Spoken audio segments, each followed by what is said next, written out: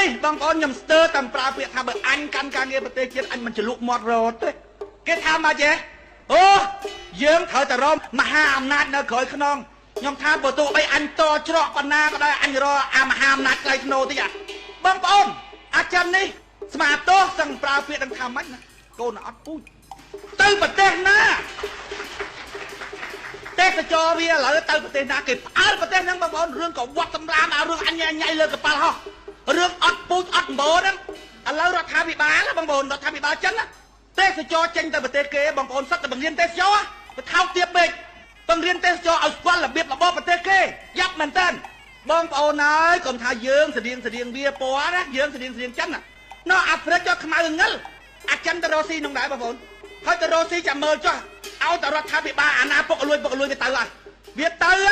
វាអភិវឌ្ឍខ្នល់ឲ្យលួយឲ្យហ្នឹងហើយវាយកមកវិញរ៉ែ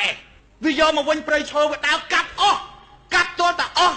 យកទាល់តែអស់ពីក្នុងដីវាដើរទៅទៀតហើយចិនអញ្ចឹងបងប្អូនវាមកប្រទេសណាក៏មករមានអនុស្សាវរីយ៍នឹងប្រទេសហ្នឹងណា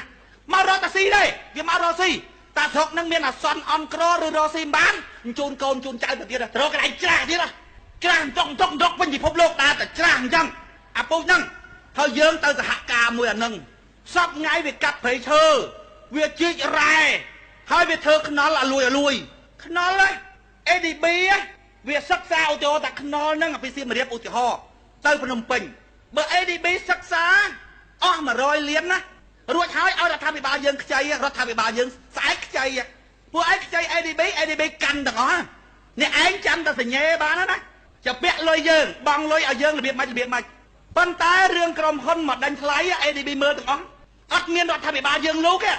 គេត្រឹមត្រូវដល់ពេលគេអត់ឲ្យយើងគ្រប់គ្រងគម្រោងអញ្ចឹងយើងស៊ីលុយគេមិនបានដូច្នេះសុំទោស ADB អីនេះ World Bank អីនេះរដ្ឋាភិបាលមិនចង់ខ្ចីទេ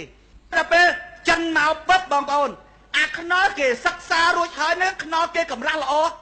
ឧទាហរណ៍ថាគេរកឃើញថាផែ100លានអាចិនមកដល់ពិតបងប្អូន250លានអាគេរកឃើញថាផ្លូវនោះ100លានគាត់ចិនមកដល់លានគេសិក្សាទៅថា250លានហើយសញ្ញេទៅពាក់អញអត់ហើយសញ្ញេអត់ឲ្យទៅរដ្ឋាភិបាលសញ្ញេខ្វោកណាយក20លានដែរ250លានហ្នឹងប្រជាប្រដ្ឋខ្មែរទៅពាក់អត់ណាហើយក្រុមហ៊ុនដែលដេញថ្លៃមកសត្វក្រុមហ៊ុនចិនទាំងអស់ហើយក្រុមហ៊ុនចិននឹងទៀតសោតតែក្រុមហ៊ុនគ្នាវានោះ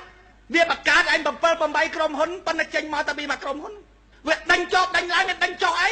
ខ្នល់ហ្នឹងតែវាដាក់ប្រមាណវាទៅប៉ុណ្ណឹងហើយវាធ្វើបងប្អូនហើយ